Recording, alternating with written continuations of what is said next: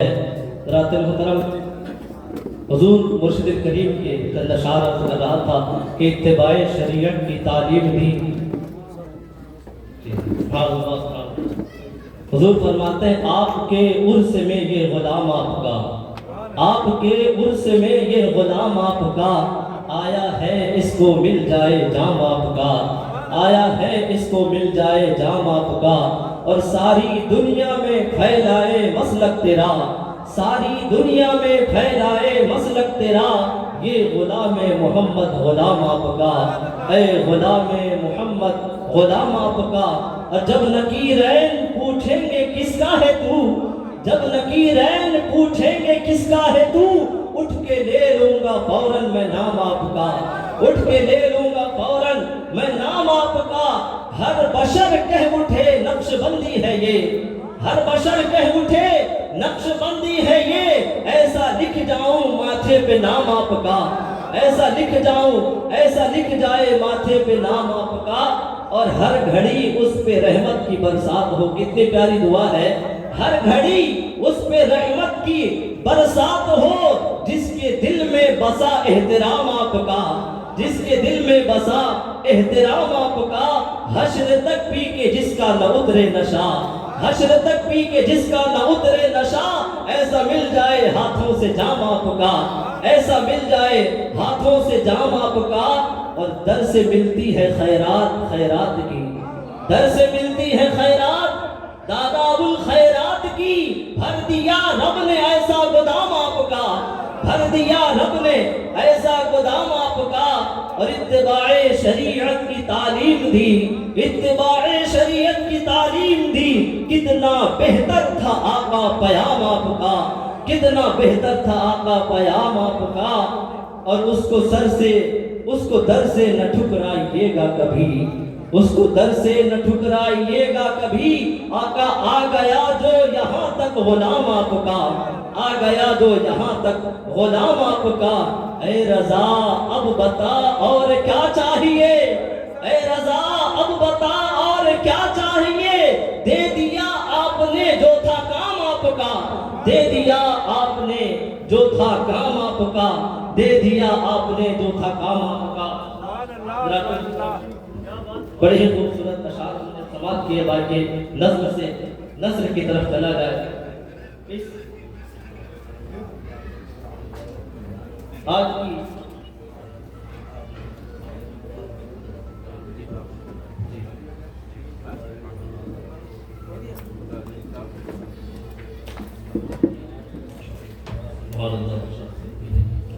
رات محترم،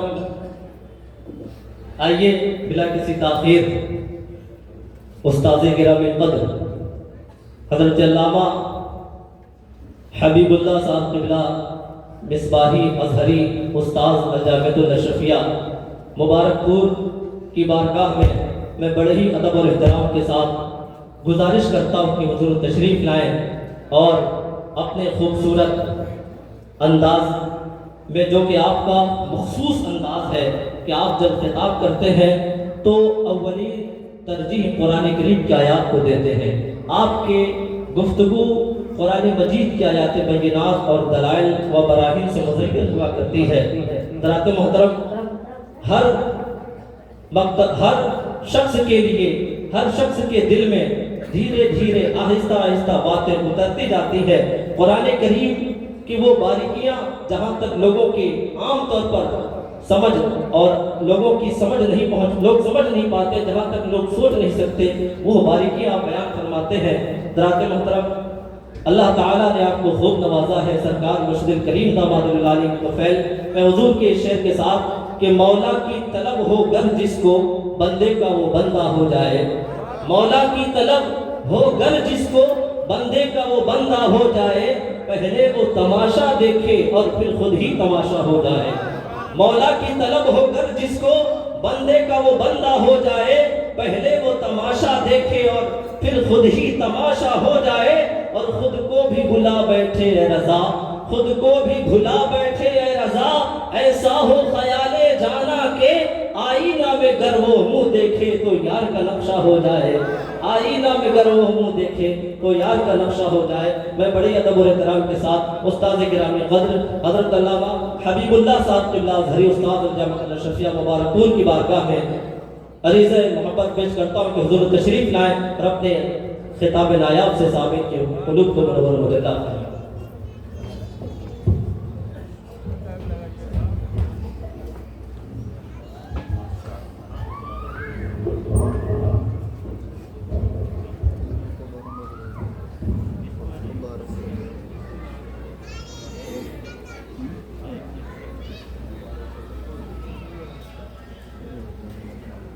السلام علیکم ورحمۃ اللہ وبرکاتہ۔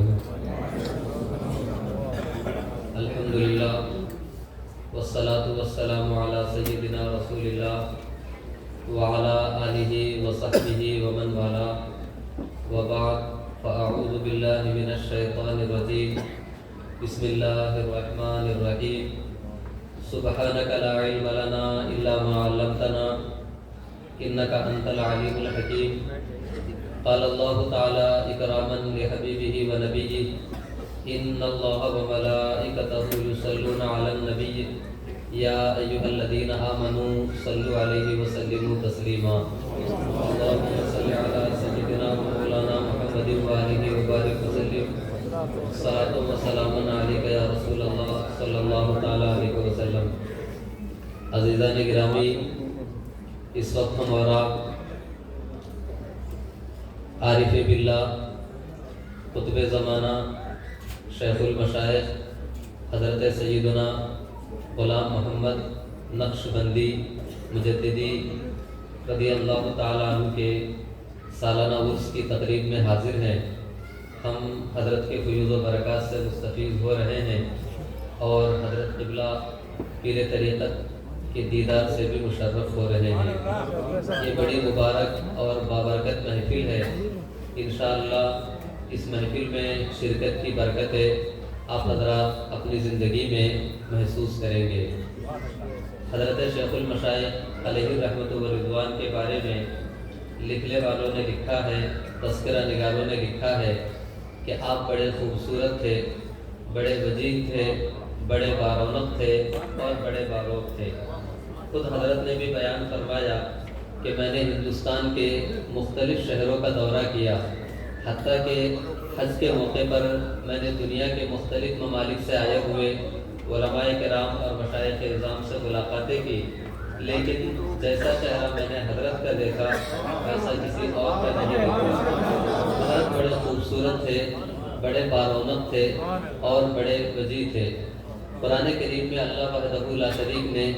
جہاں اپنے نیک بندوں کا ذکر فرمایا ہے تو وہاں ان کے چہرے کا بھی ذکر فرمایا ہے۔ آپ قرآن کریم میں غور کریں گے تو ہم سب کے آقا و مولا حضور رحمت عالم نور مجسم صلی اللہ تعالیٰ علیہ وسلم کے چہرے مبارک کا ایک ایسا وصف بیان فرمایا ہے کہ جس وصف میں کائنات کا کوئی بھی فرد شریک نہیں ہے۔ اللہ فرماتا ہے قد نرى تقلب وجهك في السماء فلنولینک قبلة ترضاها۔ اس سے پہلے حدیث پاک میں آتا ہے کہ حدیث پاک میں حضور فرماتے ہیں ان اللہ لا ينظر الى صورکم واجسامکم ولکن ينظر الى قلوبکم ونیاتکم۔ اللہ کسی کا چہرہ نہیں دیکھتا ہے، اللہ کسی کا عمل نہیں دیکھتا ہے، اللہ صرف دلوں کو دیکھتا ہے، اللہ نیتوں کو دیکھتا ہے۔ کائنات میں انسانوں کے چہرے ایسے ہی ہوتے ہیں، لیکن اللہ خود اپنے محبوب کے بارے میں فرماتا ہے کہ اے محبوب جب آپ تحویل قبلہ کے سلسلے میں آسمانوں کی جانب اپنا چہرہ اٹھاتے ہیں قد نرى تقلب وجهک، ہم آپ کا چہرہ اٹھانا مسلسل آپ کا نظر اٹھانا دیکھ رہے ہیں۔ اعلیٰ حضرت فرماتے ہیں کہ جس کا حسن اللہ کو بھی کھا گیا ایسے پیارے سے محبت کیجیے۔ حضور صلی اللہ علیہ وسلم ایسے خوبصورت چہرے والے تھے کہ قرآن کہتا ہے قد نرى تقلب وجهک فی السماء، اے محبوب ہم آپ کے چہرے کا آسمان کی جانب اٹھنا دیکھ رہے ہیں۔ اور آگے بڑھیے تو اللہ رب العزت نے حضرت سیدنا ابراہیم کسی کی گاڑی 92 کھڑی ہے، راستہ جام ہے، برائے کرم وہ گاڑی کہیں کنارے پہ لگا دیں۔ ٹھیک۔ اللہ رب العزت حضرت سیدنا ابراہیم علیہ نبینا وعلیہ السلام کا ذکر فرماتا ہے کہ ابراہیم علیہ السلام نے اللہ کی بارگاہ میں عرض کی انی وجہت وجہی للذی فطر السماوات والارض حنیفا وما انا من المشرکین، اے پروردگار میں نے ساری کائنات سے اپنا چہرہ پھیر لیا ہے اور اپنا چہرہ تیری طرف کر لیا ہے، اب تیرا خلیل ہے اور تو ہے کائنات میں اور کوئی نہیں ہے۔ یہ حضرت سیدنا ابراہیم علیہ السلام کا چہرہ ہے جو ذات باری کے مشاہدے میں ہے اور پروردگار عالم کی تجلیات ان پہ ہو رہی ہے۔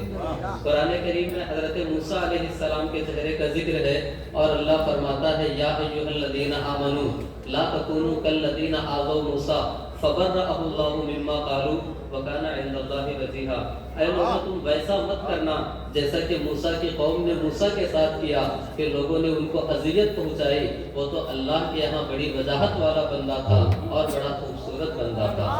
یہی ذکر حضرت عیسیٰ علیہ السلام کے لیے بھی آتا ہے۔ قرآن کہتا ہے کہ وَإِذْ قَالَتِ الْمَلَائِكَةُ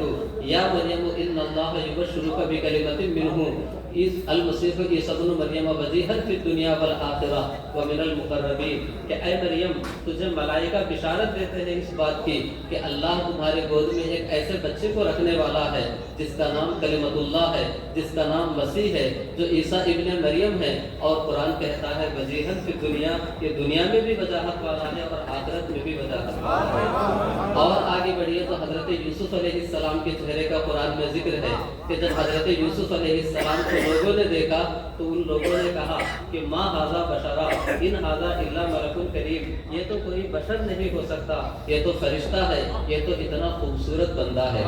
اور آگے بڑھیے تو قرآن کریم میں ان لوگوں کا ذکر ہے جو جنت میں جانے والے ہیں۔ اللہ فرماتا ہے وَأَمَّا الَّذِينَ ابْيَضَّتْ وُجُوهُهُمْ فَفِي رَحْمَةِ اللَّهِ، قیامت کے دن کچھ لوگ ایسے ہوں گے جن کے چہرے روشن ہوں گے اور وہ جنت کے حقدار ہوں گے، اور انہیں میں کچھ لوگ ایسے بھی ہوں گے جو قیامت کے دن بارگاہ خداوندی میں حاضر ہوں گے تو ان کی نگاہیں جنت کی متلاشی نہیں ہوں گی، بلکہ قرآن کہتا ہے وجوہ یومئذ ناظرہ الی ربہا ناظرہ، کہ قیامت کا جب دن ہوگا تو کچھ چہرے بڑے تر و تازہ ہوں گے، وہ صرف اللہ کو دیکھ رہے ہوں گے اور اللہ کی جانب متوجہ ہوں گے۔ قرآن نے اتنے چہروں کا ذکر کیا ہے۔ نعرہ تکبیر، نعرہ رسالت،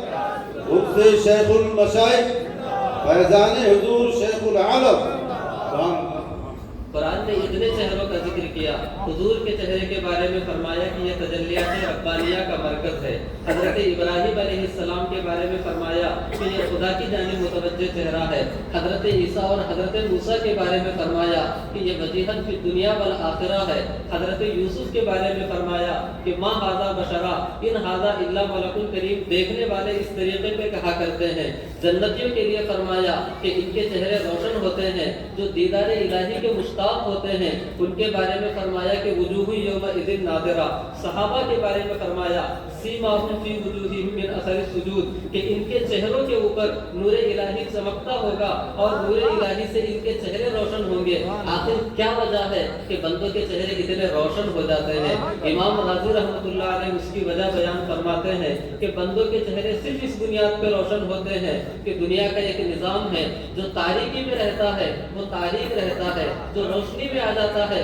وہ روشن ہو جاتا ہے، جو رات کی تاریکی میں ہوگا اس کا چہرہ تاریک ہوگا، اور جو دن کے اجالے میں آ جائے گا، جو سورج کے سامنے آ جائے گا تو سورج کی روشنی میں اس کا چہرہ روشن ہو جائے گا۔ یہ دنیا کا ایک عام نظام ہے کہ تاریکی میں چیز تاریک ہو جاتی ہے، روشنی میں چیز منور ہو جاتی ہے۔ جب دنیا کے فانی نور کا یہ عالم ہے کہ اس کے سامنے جو چیز بھی آ جاتی ہے وہ روشن اور تابناک ہو جاتی ہے، تو جو اللہ کے نیک بندے ہوتے ہیں وہ صبح و شام اللہ کی بارگاہ میں حاضر ہوتے ہیں، اس کے حضور سر و سجود ہوتے ہیں۔ اور اللہ کون ہے؟ تو قرآن کہتا ہے اللہ نور السماوات والارض، اللہ آسمان و زمین کا نور ہے، جو دن کے اجالے میں اللہ کے حضور سجدہ ریز ہوگا، جو رات کی تاریکی میں اللہ کے حضور سجدہ ریز ہوگا، جو خلوتوں میں اللہ کی طرف متوجہ ہوگا، جو جلوتوں میں اللہ کی طرف مائل ہوگا، بھلا اس کا چہرہ روشن کیوں نہیں ہوگا؟ ہمارے شیخ المشائخ کے بارے میں بزرگوں نے یہی لکھا ہے کہ وہ بڑے روشن چہرے والے تھے، اس لیے کہ ان کا دل یاد الہی سے معمور ہو چکا تھا، تو پروردگار عالم نے ان کے چہرے کو بھی منور فرما دیا۔ یہ حضرت کے ایک وصف کی بات ہے کہ حضرت کا چہرہ اس قدر روشن ہوا کرتا تھا۔ اس کے آگے بڑھیے تو کتابوں میں یہ لکھا ہے کہ حضرت جب مریدین کی تربیت فرمایا کرتے تھے، مریدوں کو نصیحت فرمایا کرتے تھے، ان کو واعظ فرمایا کرتے تھے، تو اس کا انداز ایسا ہوتا تھا کہ اگر کوئی غلطی کرنے والا ہوتا تو اس کو نہیں ٹوکتے کہ تم اس طریقے سے کر رہے ہو، تمہیں اس عمل سے باز آ جانا چاہیے، بلکہ جب ان کے سامنے کوئی غلطی کرنے والا غلطی کر بیٹھتا، کسی سے لغزش ہو جاتی، کسی سے خطا صادر ہو جاتی، تو آپ اس کو ایک عمومی انداز میں بیان فرماتے کہ یہ کام غلط ہے، اس طرح کرنے کے نقصانات یہ ہوتے ہیں، اس انداز سے آپ لوگوں کو واعظ و نصیحت فرماتے تھے کہ جس سے واعظ و نصیحت کا کام بھی ہو جاتا اور سامنے والے کی دل آزاری بھی نہیں ہوا کرتی۔ آپ قرآن کریم کی طرف رجوع کریں تو قرآن جو نصیحت کا طریقہ بیان فرماتا ہے، جو دعوت و تبلیغ کا طریقہ بیان فرماتا ہے، وہ بھی یہی ہے کہ ادعو الی سبیل ربک بالحکمت والموعظۃ الحسنۃ وجادلھم باللتی ہی احسن۔ جب تم کسی کو اللہ کے راستے کی طرف بلاؤ تو حکمت کے ساتھ بلاؤ، نصیحت کے ساتھ بلاؤ، اور اس نے بہتر طریقے پر بلاؤ کہ اس کو تکلیف نہ ہونے پائے۔ اور قربان جائیے کہ قرآن کریم میں حضرت سیدنا موسیٰ علیہ نبینا علیہ السلام کا ذکر ہے۔ اللہ نے آپ کو بھیجا تھا فرعون کے پاس تبلیغ کے لیے، جب بھیجا فرعون کو دعوت حق دینے کے لیے بھیجا، تو فرعون کون ہے؟ فرعون وہ شخص ہے کہ جب اس کے سامنے حضرت موسیٰ علیہ السلام نے فرمایا کہ رب العالمین، تو وہ کہتا ہے وما رب العالمین، یہ رب العالمین کیا چیز ہے میں نہیں جانتا۔ وہ فرعون وہ تھا جو لوگوں سے کہا کرتا تھا ما علمت لکم من الہ غیری، بس یہ میں خدا ہوں، میرے علاوہ میں کسی اور خدا کو جانتا ہی نہیں۔ فرعون وہ تھا جو کہا کرتا تھا الیس لی ملک مصر وہذہ الانہار تجری من تحتی، یہ پورا ملک مصر میرا ہے اور میرے نیچے سے یہ ساری نہریں جاری ہے۔ فرعون وہ تھا جو کہا کرتا تھا انا ربکم الاعلی، اے لوگوں میں تمہارا رب اعلیٰ ہوں۔ اتنی باتیں وہ کہا کرتا تھا، اللہ کا براہ راست انکار کرتا تھا اور اللہ کی شان میں نازیبا کلمات کہا کرتا تھا، خود کو الہ بھی کہتا تھا، خود کو رب اعلیٰ بھی کہتا تھا، خود کو ملک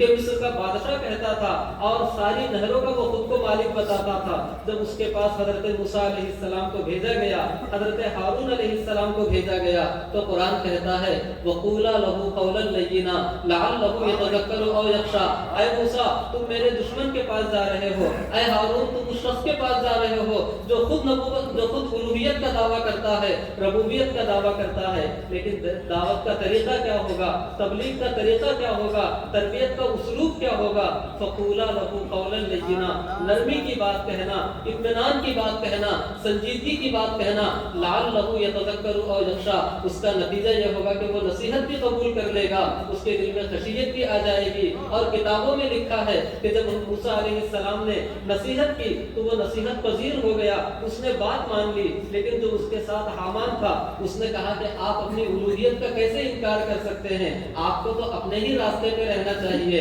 ایسے لوگ دنیا میں آپ کو بہت ملیں گے جو اچھوں کی صحبت سے نکال کے برائی کی طرف لے آئیں گے۔ جب قیامت کا دن ہوگا تو دنیا کے وہ لوگ جو اچھوں کی صحبت چھوڑ کر کے بروں کی صحبت میں آتے ہیں، ان بروں کی دوستی پہ افسوس کریں گے اور کہیں گے یا ویلتا لیتنی لم اتخذ فلانا خلیلا، اے کاش کہ میں نے فلاں کی دوستی اختیار نہ کی ہوتی، فلاں کو دوست نہ بنایا ہوتا۔ ہمارے سامنے مشائخ اعظام موجود تھے، ہمارے سامنے علماء کرام موجود تھے، ہمارے سامنے اللہ کے نیک بندے اور مقدس اولیاء موجود تھے، کاش ہم نے ان کے دامن میں پناہ لی ہوتی تو آج قیامت کے دن ہم رسوا نہیں ہوتے، لیکن ہم نے دنیا میں ان کا ساتھ چھوڑ کر کے آخرت کی تباہی اور رسوائی خرید لی ہے۔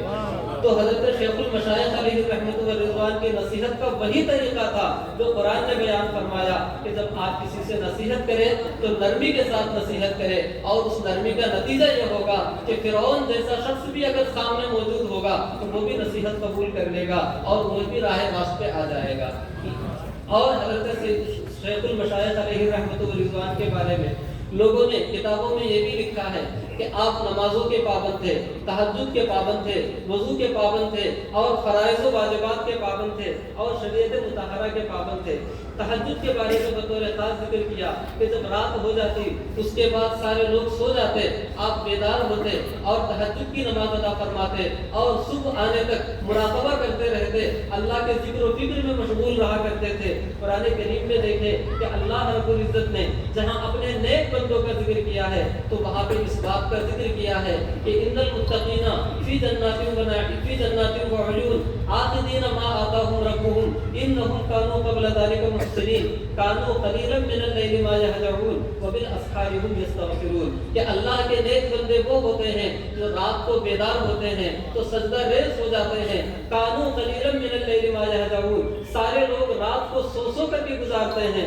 لیکن جو اللہ کے نیک بندے ہوتے ہیں رات میں تھوڑا سا حصہ سوتے ہیں تاکہ وہ نماز تہجد کے لیے بیدار ہو سکے، وبالاسحار هم یستغفرون، اور جب رات گزر جاتی ہے صبح نمودار ہونے والی ہوتی ہے اس وقت وہ اللہ کے حضور حاضر ہوتے ہیں، استغفار کرتے ہیں، توبہ کرتے ہیں، اور قرآن دوسرے مقام پہ ارشاد فرماتا ہے تتجافى جنوبهم عن المضاجع يدعون ربهم خوفا وطمعا ومما رزقناهم ينفقون فلا تعلم نفس ما اخفي لهم من قرة اعين جزاء بما كانوا يكسبون، کہ جو اللہ کے نیک بندے ہوتے ہیں وہ بستروں پر نہیں ہوتے ہیں بلکہ بستروں سے دور ہو جاتے ہیں۔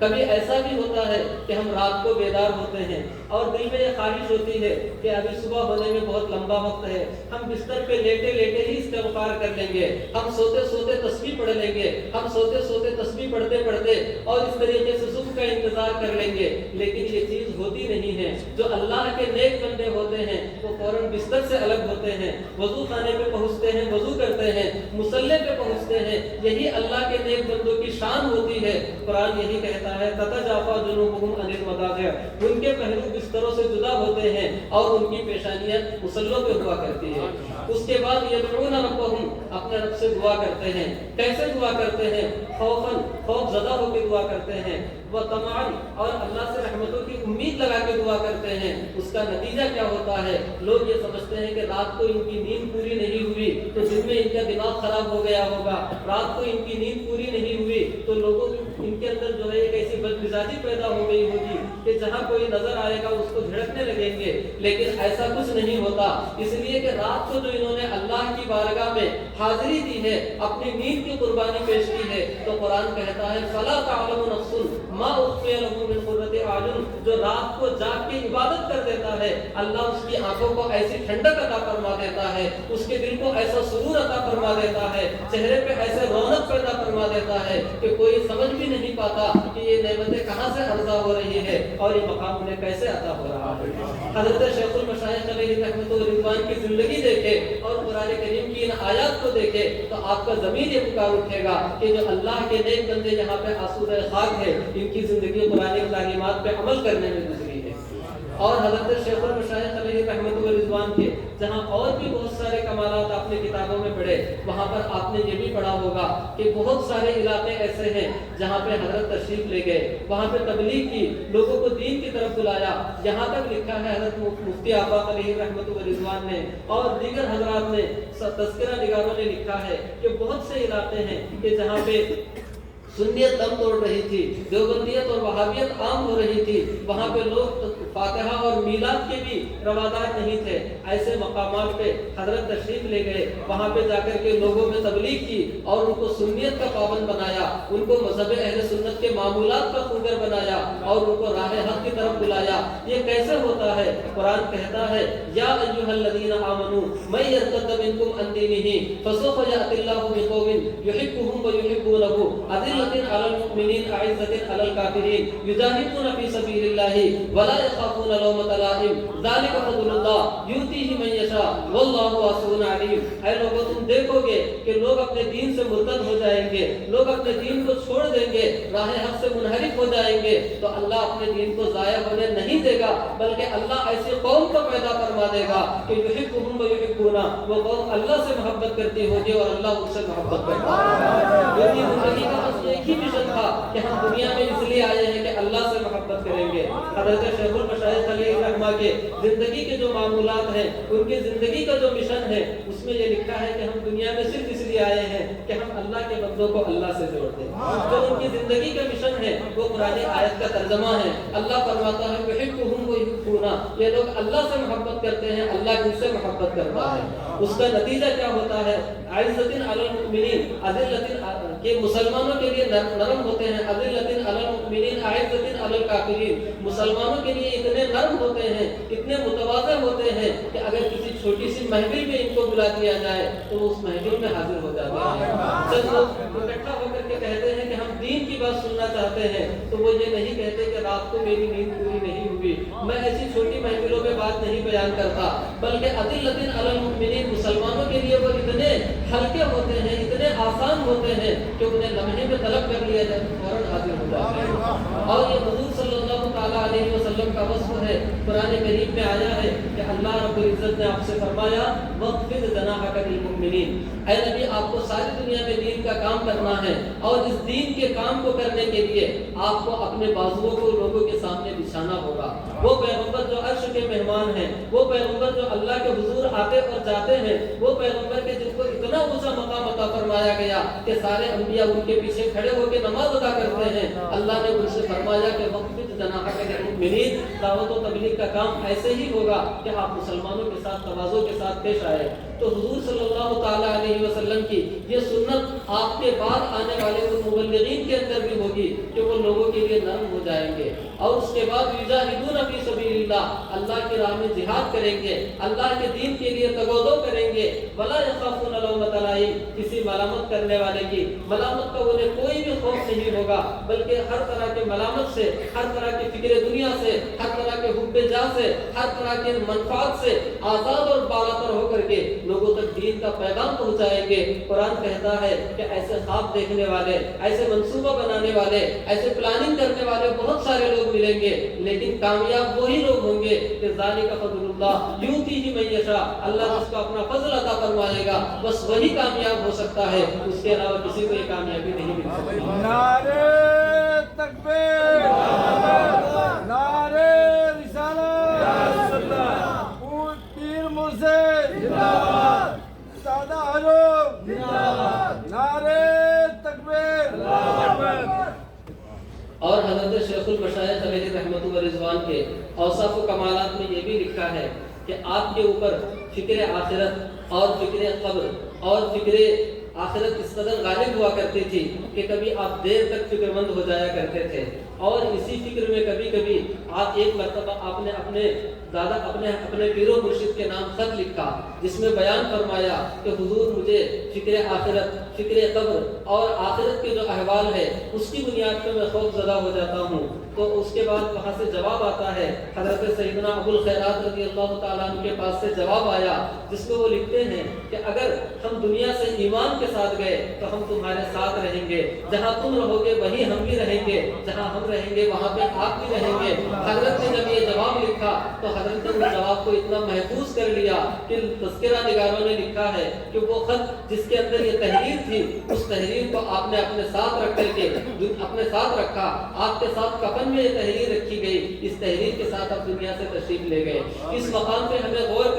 करने का मौका है कि हज़रत शेखुल मशाइख ने जब अपने पीरो मुर्शिद से ये बयान फरमाया कि फिक्र आखिरत मुझे परेशान करती है, ये फिक्र आखिरत किसको परेशान करती है? कुरान कहता है कि फिक्र आखिरत उसको परेशान करती है, फिक्र आखिरत से वो खौफ ज़दा हुआ करता है जिसके दिल में अल्लाह का खौफ इतना गालिब होता है कि सुबह शाम बस अल्लाह की याद में जो मसरूफ रहता है। उसके बारे में कुरान कहता है इन्नल्लज़ीना हुम मिन खश्यति रब्बिहिम मुश्फ़िक़ून, कि वो लोग जो अल्लाह के खौफ से खौफ ज़दा हुआ करते हैं, वल्लज़ीना यु'तूना मा आतौ व क़ुलूबुहुम वजिलतुन अन्नहुम इला रब्बिहिम राजिऊन, ये अल्लाह के वो नेक बंदे होते हैं जो नमाज भी अदा करते हैं, रोज़ा भी रखते हैं, सदका भी देते हैं, हर कार्य खैर करते हैं, उसके बावजूद अल्लाह की बारगाह में हाजिर से डरते रहते हैं। अल्लाह के ये नेक बंदे हुआ करते हैं। कुछ लोग तो वो होते हैं जो गुनाह करते हैं, उसके बाद डरते हैं कि हमने गुनाह किया है तो हिसाब देना होगा। ये भी एक अच्छी बात है कि इंसान अल्लाह से डरता रहे, लेकिन अल्लाह के नेक बंदे वो होते हैं जो नेकियां करने के बावजूद डरते हैं, नमाज पढ़ के भी डरते हैं, रोजा रख के भी डरते हैं, ينفقون ما آتوا، اللہ نے جو عطا کیا ہے اس سے اللہ کی راہ میں خرچہ بھی کر دیتے ہیں، اس کے باوجود خوف زدہ رہتے ہیں کہ کہیں میرا صدقہ رد نہ کر دیا جائے، کہیں میں خدا کی بارگاہ میں جاؤں تو کہیں یہ نہ کہہ دیا جائے کہ تو نے حب دنیا کے لیے ایسا کیا تھا، تو نے جلب منفعت کے لیے ایسا کیا تھا، تو نے اپنے واہواہی کے لیے ایسا کیا تھا، کہیں اس طرح کی بنیادوں پر میں پکڑ نہ لیا جاؤں، اس بنیاد پہ وہ خوف زدہ ہوا کرتے ہیں۔ جب حضرت نے اپنے پیر و مرشد کے پاس یہ خط لکھا تو ادھر سے جواب آیا کہ ہم بھی ساتھ میں رہیں گے، لیکن آپ غور کیجئے کہ کوئی انسان یہ کیسے کہہ سکتا ہے کہ ہم آپ کے ساتھ دنیا سے جانے کے بعد بھی رہیں گے؟ یہ وہی انسان کہہ سکتا ہے کہ جس نے دنیا کے خاطر محبت نہ کی ہو بلکہ اللہ کے خاطر محبت کی ہو، اس لیے کہ جو دنیا کے خاطر محبت ہوتی ہے وہ فانی دنیا کے ساتھ فنا ہو جاتی ہے، جو اللہ کے خاطر محبت ہوتی ہے وہ باقی دنیا تک باقی رہتی ہے۔ قرآن کہتا ہے الاخلاء یومئذ بعضهم لبعض عدو الا المتقین، جب قیامت آئے گی تو تم دیکھ لو گے کہ سارے رشتے ٹوٹ جائیں گے، باپ بیٹے سے جدا ہو جائے گا، ماں بیٹی سے جدا ہو جائے گی، بھائی بھائی کا پیچھا چھڑائے گا، کوئی دوست کسی دوست کے کام نہیں آئے گا، لیکن جنہوں نے اللہ کی رضا کے لیے دوستی کی ہے، جنہوں نے خالصتاً اللہ کی رضا کے لیے دوستی کی ہے، وہ لوگ قیامت کے دن بھی دوست بن کر کے رہیں گے۔ آپ عربی زبان کے اعتبار سے غور کریں تو ایک حبیب ہوتا ہے اور ایک اس سے بھی آگے بڑھ کے خلیل ہوا کرتا ہے۔ خلیل کی جو محبت ہوتی ہے وہ بہت گہری ہوا کرتی ہے، اسی لیے اللہ رب العزت نے حضرت ابراہیم علیہ السلام کے لیے فرمایا کہ وَاتَّخَذَ اللَّهُ إِبْرَاهِيمَ خَلِيلًا، کہ ہم نے ابراہیم کو خلیل بنایا ہے۔ ایک خلیل ہوتا ہے، ایک صدیق ہوتا ہے، صدیق مطلق دوست کو کہتے ہیں، خلیل پکے دوست کو کہتے ہیں، اور جو اللہ کی رضا کے لیے دوستی کرتے ہیں قرآن ان کو صدیق نہیں کہتا ہے بلکہ قرآن ان کو کہتا ہے الاخلاء۔ یہ سارے کے سارے لوگ جو اللہ کی رضا کے لیے دوستی کرتے ہیں یہ خلیل ہوا کرتے ہیں، لہذا قیامت کے حوادث بھی ان کی دوستی کو منقطع نہیں کر سکتے، اس لیے کہ ما کان للہ یبغا، جو اللہ کے نام پہ جڑ جاتا ہے قیامتیں بھی اسے نہیں توڑ سکتی ہیں۔ تو حضرت شیخ المشائخ علیہ رحمۃ اللہ رضوان کی زندگی کے چند گوشے میں نے آپ کے سامنے رکھے جس سے آپ یہ سمجھ سکتے ہیں کہ حضرت کی زندگی کس طریقے سے قرآن و سنت کی آئینہ دار تھی اور کس طریقے سے انہوں نے قرآن کریم کے مطابق اپنی زندگی گزاری۔ اللہ رب العزت سورہ آل عمران میں ارشاد فرماتا ہے کہ اللہ کے نیک بندے وہ ہوتے ہیں کہ یذکرون اللہ قیاما وقعودا وعلی جنوبہم ویتفکرون فی خلق السماوات والارض ربنا ما خلقت ھذا باطلا سبحانک فقنا عذاب النار، کہ اللہ کے نیک بندے وہ ہوتے ہیں جو ذکر کرتے ہیں کھڑے ہو کر، بیٹھ کر، لیٹ کر، اور مفسرین بیان کرتے ہیں کہ انسان کی یہی تین حالتیں ہوتی ہے، یا تو کھڑا ہوتا ہے، یا بیٹھا ہوتا ہے، یا لیٹا ہوتا ہے، یعنی یہ کہ انسان جو ہمیشہ اللہ کا ذکر کرتا رہتا ہے وہی اللہ کا نیک بندہ ہوا کرتا ہے۔ حضرت شیخ المشائخ علیہ رحمۃ اللہ رضوان کی زندگی کچھ اسی طریقے سے گزری اور آپ کی زندگی بیان کرنے کا مقصد یہ ہے کہ ہم بھی ویسے ہی زندگی گزارے جیسے کہ ہمارے مشائخ گزارا کرتے تھے، ہمارے اسلاف گزارا کرتے تھے، اللہ کے نیک بندے گزارا کرتے تھے۔ اسی میں ہمارے لیے کامیابی ہے اور اسی میں ہمارے لیے نیک نامی ہے۔ اللہ رب العزت کی بارگاہ میں دعا ہے کہ جو کچھ میں نے بیان کیا اس پہ مجھے اور آپ سب کو عمل کی توفیق عطا فرمائے۔ وآخر دعوانا الحمدللہ۔